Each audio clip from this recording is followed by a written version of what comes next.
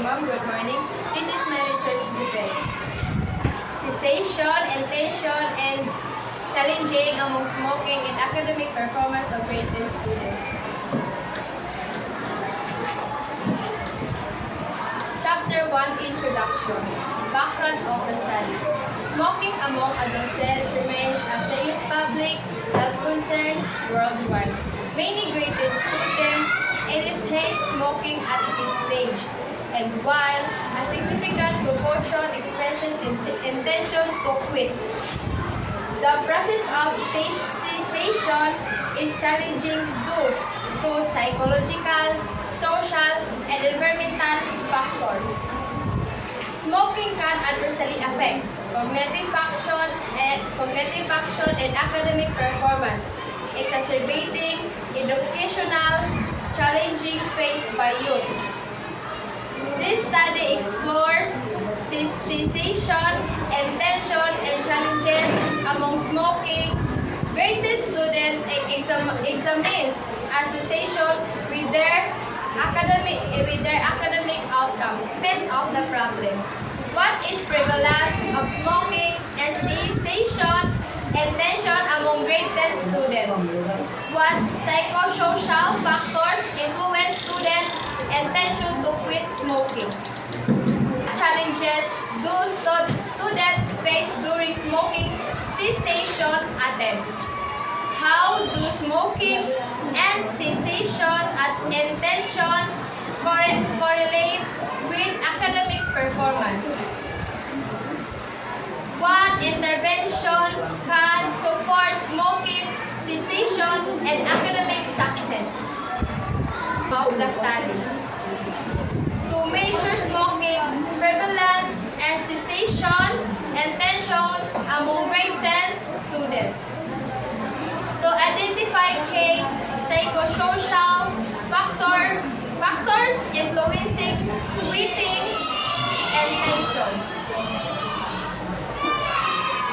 Challenges faced by students.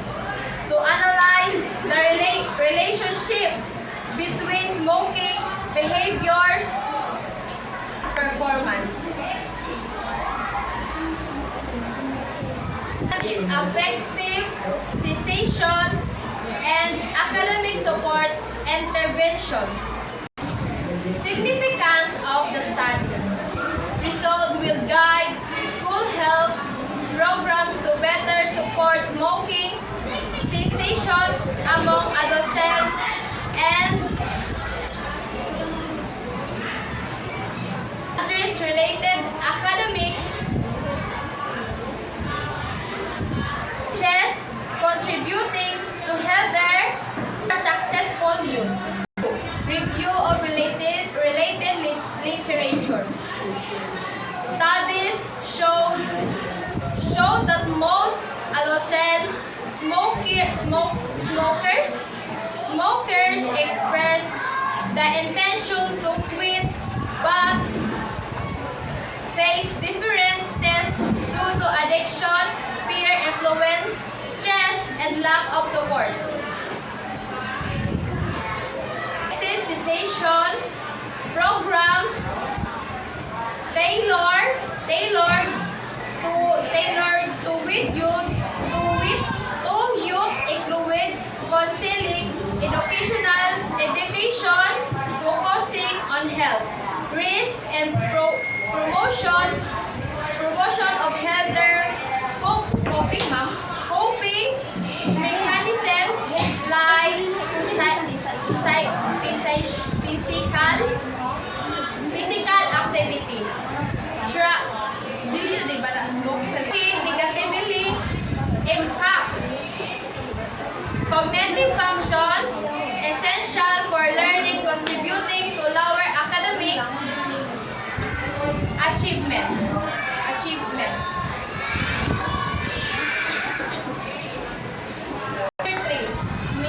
Methodology. Research design. Descriptive, correlational study using surveys and academic record analysis. Participants.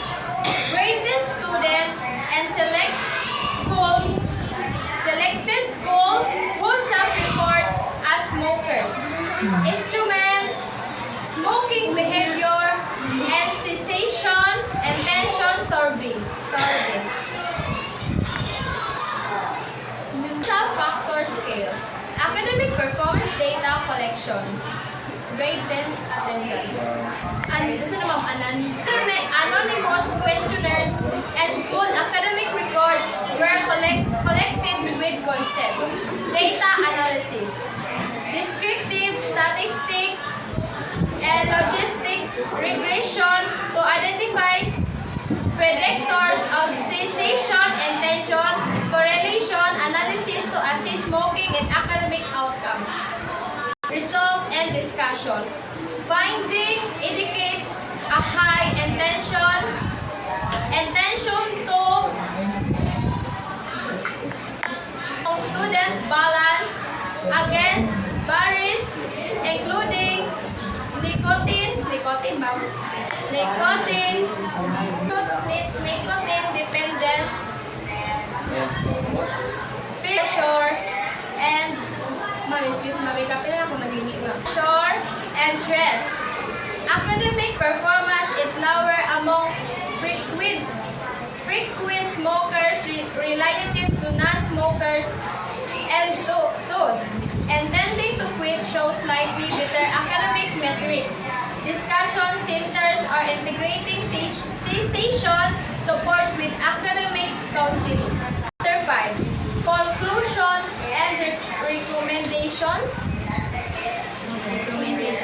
Intention to quit smoking are common but challenges, addiction, and social factors among grade students.